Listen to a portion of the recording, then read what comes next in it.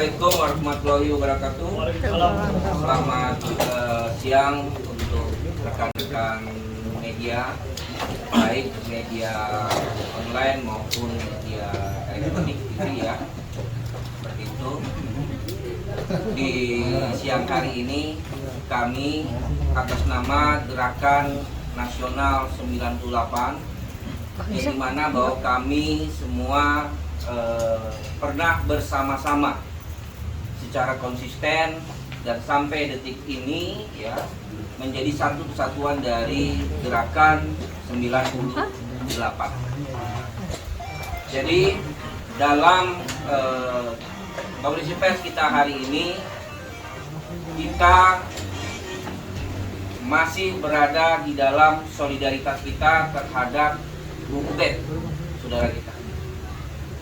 Bahwa kita pastikan Bung Ubed merupakan salah satu dari tokoh 98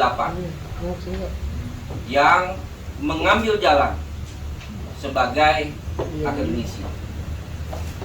Lalu kami sebagian yang berada di depan rekan-rekan media mengambil jalan sebagai advokasi. Jadi seperti itu. Melihat kondisi yang ada, setelah kami juga membaca laporan dari Saudara Ubedillah Badrun yang diserahkan kepada KPK bahwa Bung Ubed sudah mendasari secara awal dengan sifat hukum, yaitu adalah praduga tidak bersalah. Jadi itu sudah didasari pada saat proses laporan yang diberikan Bung Ubed kepada KPK. Selanjutnya, ketika beliau sebagai akademisi, maka beliau secara moral terpanggil. Karena dalam sejarah Gerakan 98 adalah Gerakan 98 dimulai dari gerakan moral.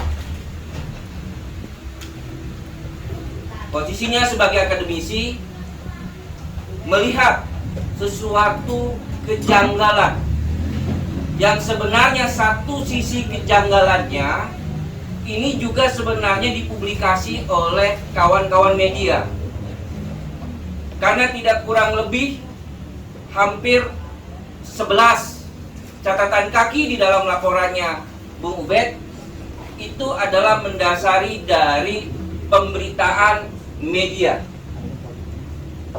Dengan komposisinya sebagai akademisi, melihat kejanggalan ini, maka Bung Ubed laporkan. Artinya, Bung Ubed tidak melakukan konferensi pers terlebih dahulu, tidak. Tapi dia melaporkan hal tindakan yang dilakukan oleh Bung Ubed, rasa-rasanya itu adalah suatu langkah yang terhormat, di mana bahwa tidak ada indikasi yang sebenarnya berupaya untuk apa yang didengar hari ini, yaitu adalah melecehkan atau membuli dari dua putra Presiden Republik Indonesia. Itu tidak. Jadi basis data yang diserahkan itu sebagai bukti permulaan. Nah, dalam hal ini semangat yang dibangun adalah korupsi, kolusi, nepotisme. Jadi pandangan kami,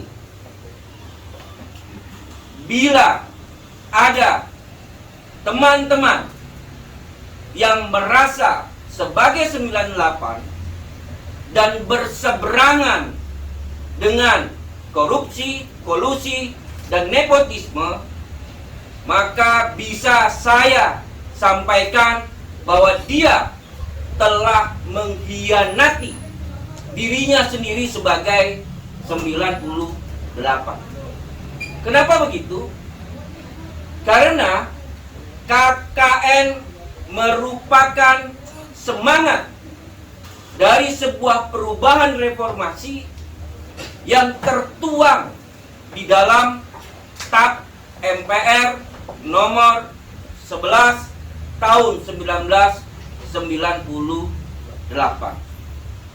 Jadi dengan etikat baik yang dilakukan oleh saudara Ubed, dengan didasari praduga tidak bersalah, maka sepatutnya KPK harus segera menindaklanjuti dari apa yang dilakukan, laporan dugaan korupsi, kolusi, nepotisme oleh Bung Ubed. Tidak dibiarkan berlarut-larut yang jadinya dijadikan ruang polemik, sehingga esensi dari semangat laporan dugaan korupsi, kolusi, nepotismenya hari ini kemana-mana bunyinya, jadi di situ.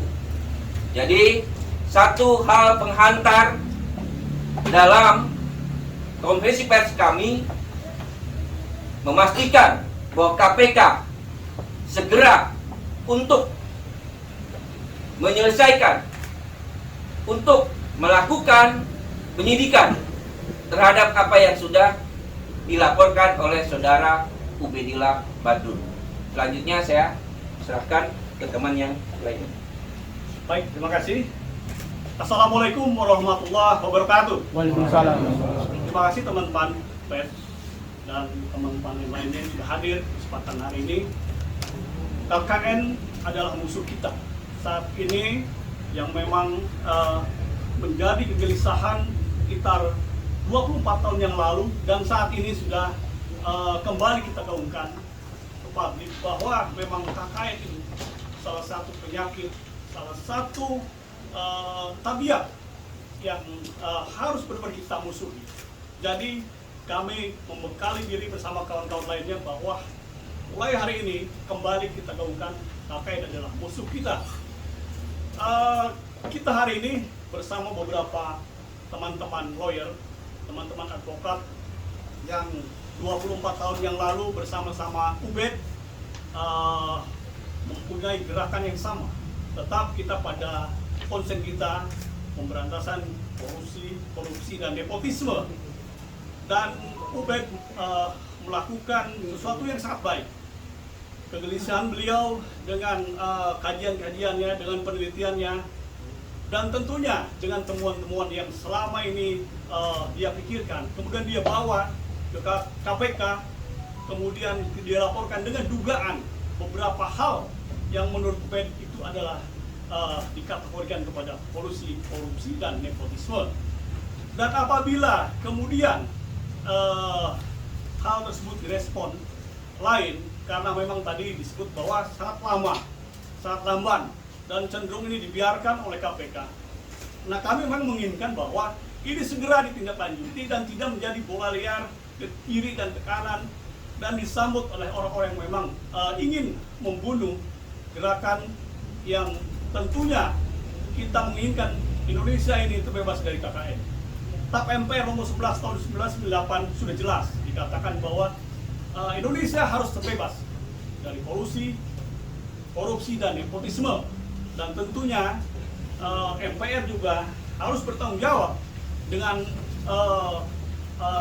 perkembangan negara kita, rejim kita belakangan ini ternyata memang seolah-olah mau mengulang bagaimana Orde Baru melakukan hal tersebut, dimulai oleh kroni keluarga. Dan ini kita duga bahwa sudah mulai kalangan dekat, kerabat, istana, dan terakhir adalah putra dari penguasa itu sendiri.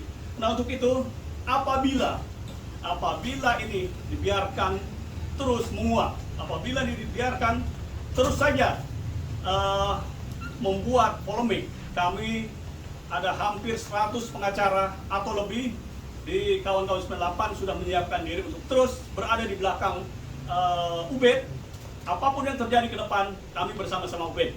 Nah, ada banyak 100 lebih.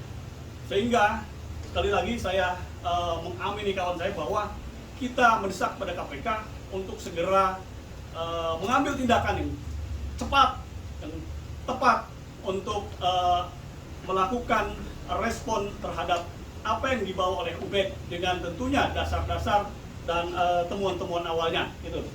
Silakan teman yang lain. Baik kawan-kawan, saya Anton Aritonang sebagai Ketua Umum Gerakan Nasional 98. Saya mau meyakinkan bahwa laporan Ubedillah Badrun tidak ada rekayasa politik. Saya mau meyakinkan itu. Dia tidak ada yang merekayasa, tidak ada yang menyuruh dia melaporkan Gibran dan Kaisang. Itu yang harus diperjelas dulu. Bahwa sebagai aktivis 98 yang punya ruh dibalut dengan semangat anti KKN itu, Ubedillah Badrun menduga ada dugaan KKN yang dilakukan oleh Gibran dan Kaisang, dan sebagai warga negara yang baik dia melaporkan itu ke KPK. Nah, menurut kita ini langkah yang tepat sebenarnya. Tapi jika ada yang saya sebut bahwa aktivis 98 ya yang melaporkan balik Ubedillah Badrun, itu menurut saya penjilat. Ya, penjilat yang dipelihara oleh rezim sekarang. Dan penjilat itu saya pastikan itu akan menjadi bumerang buat dia. Itu yang kedua. Yang ketiga, saya meminta ke KPK agar konspirasi politik terhadap laporan ini ditiadakan dulu. Tidak ada intervensi kekuasaan apapun terhadap lembaga anti rasuah yang namanya KPK. Dia harus profesional. Bahwa diberikan waktu 30 hari untuk memverifikasi laporan Ubedillah Badrun, ya, tapi dia tidak boleh dicampur adukan atau diintervensi oleh konspirasi politik. Karena Ubedillah Badrun yang kami kenal sebagai tokoh aktivis 98 itu adalah orang yang hari ini sebagai dosen UNJ kebetulan bergelut di situ, di keilmuannya. Justru dengan kasus ini, jiwa aktivis 98-nya justru semakin membara. Yang keempat, siapapun rezim, aktivis 98 itu harus mengkritik. Dia tidak boleh menjadi bagian atau apalagi membela rezim yang sudah dianggap salah. Siapapun rezim, ini tidak boleh. Ruh semangat 98 itu adalah merupakan semangat anti terhadap penindasan. Nah, yang kelima, yang terakhir adalah kami meminta juga kepada lembaga-lembaga hukum di Indonesia ini agar menguatkan terhadap laporan UBED. Karena sebab apa? Ini ada pembalikan fakta terhadap pasal yang digunakan oleh pelapor Ubedillah Badrun kepada beliau, bahwa ada intimidasi dan teror yang dialami Ubed dan keluarga itu terjadi hari ini. Karena Ubed itu memang sehari-harinya bersama kami. Dia sehari-harinya bersama kami. Baru belakangan ini kami melakukan pelatihan di Megamendung untuk menegakkan keadilan itu pada porsinya. Keadilan itu pada porsinya. Jadi saya agak miris aja ya bahwa dibangun bahwa seolah-olah Ubedillah Badrun ini simpatisan PKS dan Demokrat. So what gitu loh. So what? Apa yang salah terhadap simpatisan? Bahwa ASN itu dia harus simpatis, tidak boleh jadi anggota partai politik. Karena 5 tahun dia memilih anggota DPR, memilih presiden. Aparat sipil nasional itu kan itu simpatisannya kan di situ artinya. Jadi kalau dibangun bahwa ini seolah-olah anggota partai politik PKS dan Demokrat gitu. Nah, kalau memang Saya sebagai anggota partai politik PKI dan Partai Demokrat, masalahnya apa? Apa yang menjadi masalah? Itu tidak terlarang ikut pemilu. Nah, ini narasi-narasi yang dibangun ya oleh penjilat-penjilat itu yang saya sebut penjilat itu. Ini narasi-narasi yang kurang cerdas menurut saya ya. Artinya kecerdasan itu melihat dari laporan saudara Ubedillah Badrun. Itu dari saya. Oke, yang lain ada mau tambahkan? Oh ya. Terima kasih. Saya Anggi Tanjung sebagai akademisi dan advokat melihat praktek KKN ini pasca reformasi justru lebih ugal-ugalan dan lebih marak ya ketimbang dari zaman Soeharto dulu. Tanpa malu, terang-terangan para oligarki dan para penguasa itu mempraktekkan KKN ini menjamur dari mulai ekonomi, praktek ekonomi, dan bisnis. Justru sebagai seorang akademisi ini merupakan tercoreng ilmu pengetahuan kita sebagai intelektual di saat ada akademisi yaitu dosen, seorang dosen Ubedillah Badrun justru melaporkan berdasarkan pengetahuannya, justru dilapor balik, itu kan jadi di mana intelektualitas kita lagi? Justru para profesor, para akademisi tidak ada yang berani bersuara. Inilah kotak Pandora sebenarnya. Bang Ubed ini kotak Pandora yang membuka kesempatan kita sebagai akademisi dan intelektual untuk berani bersuara sekeras-kerasnya dan sehormat-hormatnya. Sekian, terima kasih. Baik, untuk sebelum kita tanya jawab, maka saya tegas dua hal. Hal pertama adalah bahwa kita, rekan-rekan Gerakan Nasional 98 yang juga berprofesi sebagai advokasi, bersiap ratusan di belakang Ubed apabila kriminalisasi dilakukan terhadap posisi Ubed. Itu yang pertama. Dan yang kedua adalah bahwa langkah kami akan mengingatkan kembali, kami akan hadir ke Majelis Permusyawaratan Rakyat MPR, bahwa apakah MPR sudah lupa dengan TAP MPR nomor 11 tahun 1998. Artinya kita menghendaki sikap objektif MPR terhadap musuh bersama kita, yaitu adalah korupsi, kolusi, dan nepotisme. Oleh karena itu selanjutnya saya kembalikan kepada kawan-kawan media untuk proses tanya jawab ya. Baik, saya serahkan kepada kawan media sebelumnya. Ya, dari mana Pak? Saya Fikri dari itu dari Cyber TV dan juga media lain, ada pegang dua tempat. Yang saya tanyakan itu adanya upaya kriminalisasi dan intimidasi terhadap Ubay. Apakah yang dilakukan teman-teman Gerakan Nasional 98 ini? Adakah upaya hukum berupa pelindungan atau melaporkan hal ini ke lembaga terkait, misalnya kepolisian atau lembaga perlindungan saksi dan korban atau bagaimana? Itu ada perlindungan terhadap Ubay atau bagaimana Pak? Terima kasih.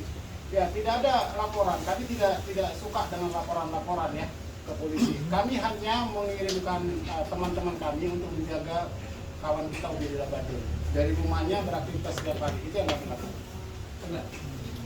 Andi dari Fitnah Indonesia. Kan dikatakan grup 98 pecah Pak. yang Bapak anggap pengkhianat namanya siapa aja Bu? Baik, jadi pertama adalah tetap kita tidak sebutkan satu persatu, tetapi kategori yang jelas adalah 98 dimulai dari semangat gerakan moral. Semangat gerakan moral bergerak kepada situasi melawan korupsi, kolusi, dan nepotisme. Fenomena yang terjadi dengan saudara Ubedillah Badrun, maka itu bisa dikatalisasi dengan dua hal. Apabila ada kawan-kawan yang mengaku 98 tetapi melakukan antitesa dari korupsi, kolusi, dan nepotisme, maka bisa kita pastikan bahwa dia adalah telah mengkhianati perjuangannya sendiri sebagai 98. Jadi di situ. Betul Pak. Apakah misalnya antitesa itu yang artinya berseberangan dengan pihak sini, apakah itu ada kaitannya dengan 3 periode? Itulah yang tadi disampaikan oleh saudara saya Anton, bahwa janganlah permasalahan yang sedang dilaporkan oleh Ubedillah Badrun ini difaksi-faksikan. Itu tidak ada urusan. Tetapi bila pilihan kawan-kawan sebagai hak politik, ya, sebagai hak politik yang memang notabene dia dalam perjalanan 98 ketika prosesnya, ya, penegasannya adalah apabila kawan-kawan menjadi bagian yang tidak sepakat di dalam perjuangan korupsi, kolusi, nepotisme, maka kami pastikan Gerakan Nasional 98 menyatakan KKN musuh kita bersama. Jadi di sini.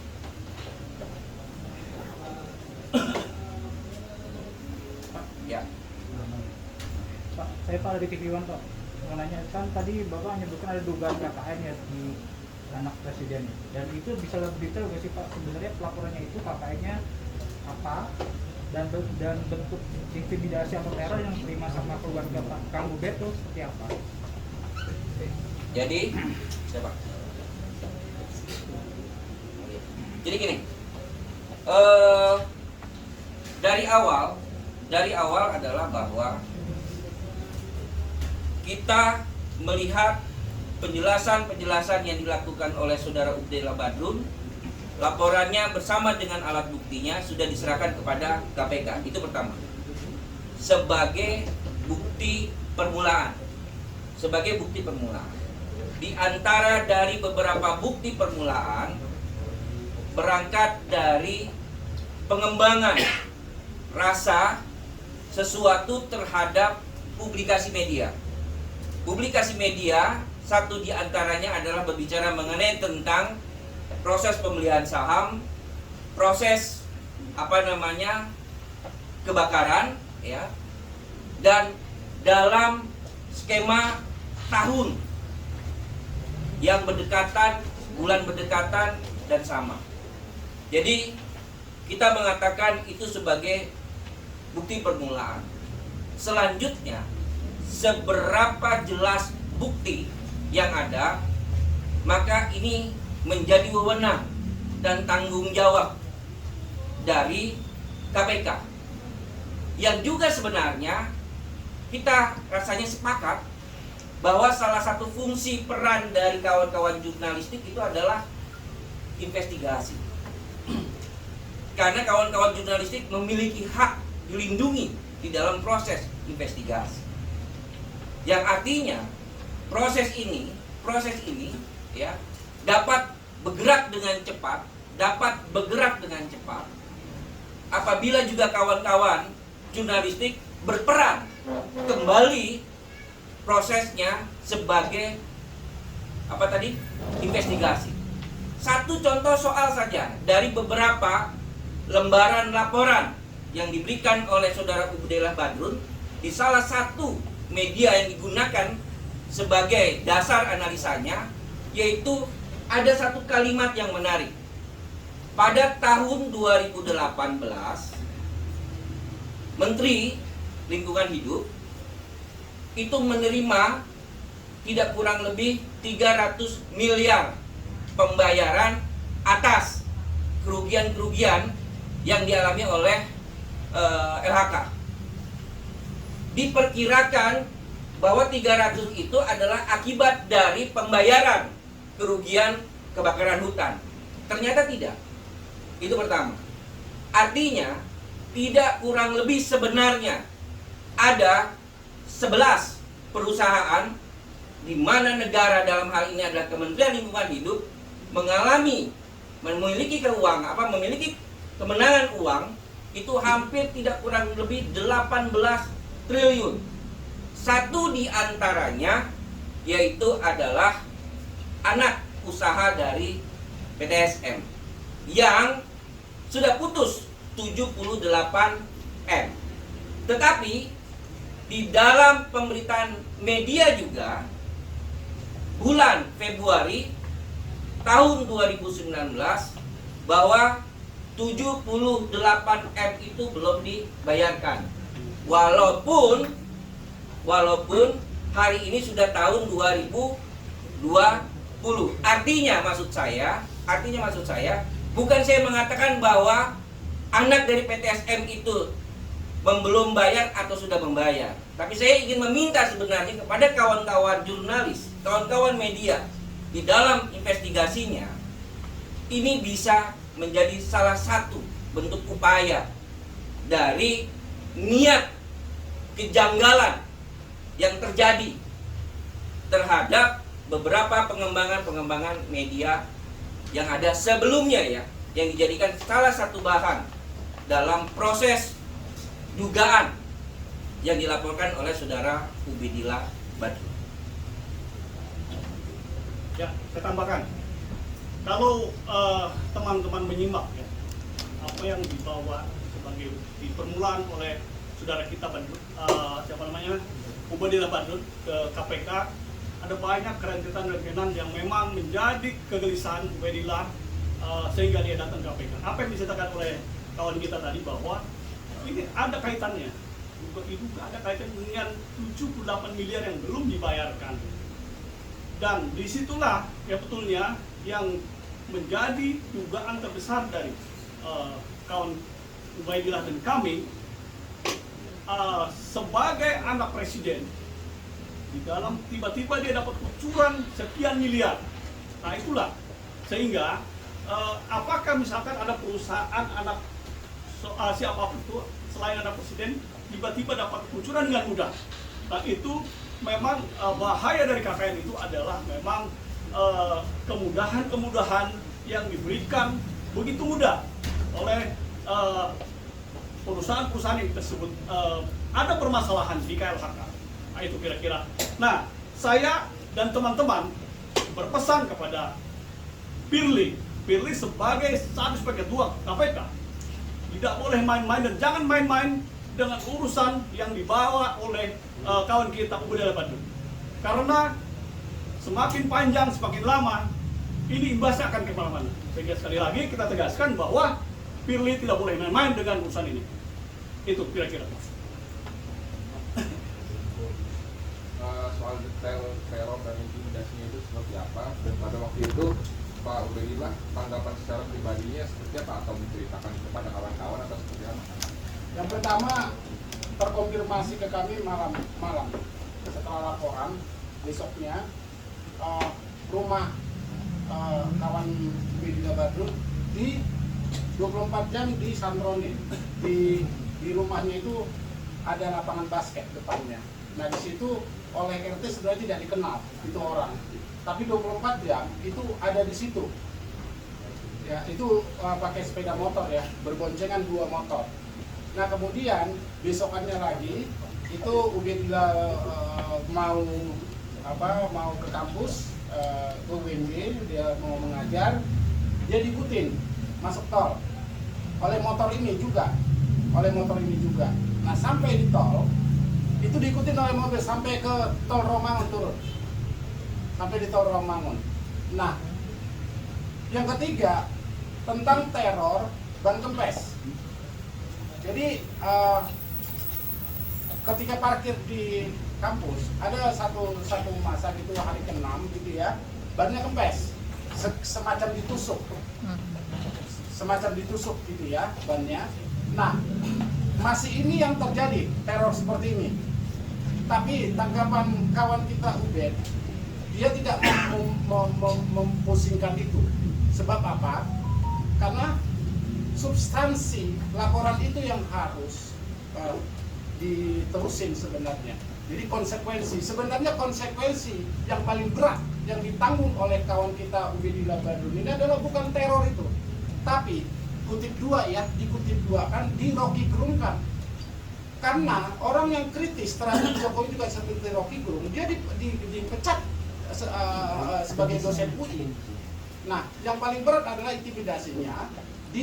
Ubed dikeluarkan dari dosen UNJ, dan konsekuensi itu pun sudah Kak Ubedillah Badrun sudah siap.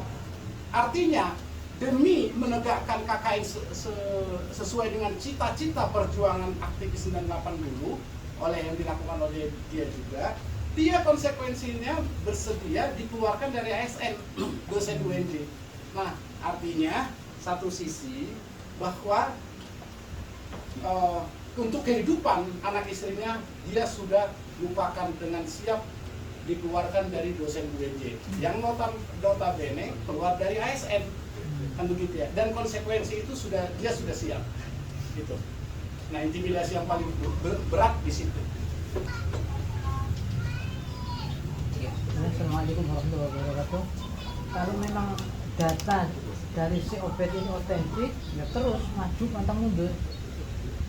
Kecuali kok jawabannya Kesang sama anak presiden Gibran, orang buktikan aja begitu. Tapi kalau memang otentik lanjut, nggak perlu takut ya, supaya negara ini berubah menjadi negara yang clean government.